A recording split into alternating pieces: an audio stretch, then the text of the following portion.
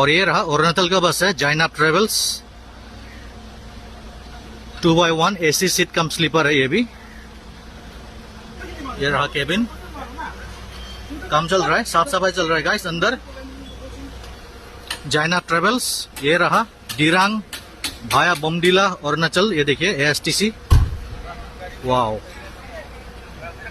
কেটা বজাত যায় জাইনাপ পান এয়ারপোর্ট 9টা বজাত ওলাম ৰাতি 9টা আৰু কেটা বজাত গৈ পাব ৰাতিপুৱা 7টা বজাত বমডিলা।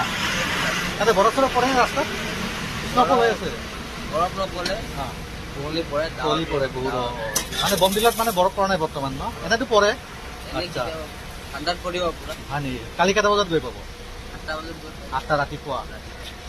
रात को 9 बजे चलेगा गुवाहाटी से और सुबह का 9 बजे पहुंचेगा अरुणाचल बोमडिला गाइस। बहुत ही लॉन्ग जर्नी है और बहुत ही ठंडा है जगह, बहुत ही सुंदर जगह है गाइस, सही में आप लोग ट्रेवल कर सकते हो। ये रहा जाइनाप ट्रेवल्स गुवाहाटी आईएसबीटी में, आपको आना है और टिकट करना है, जाना है यहाँ से।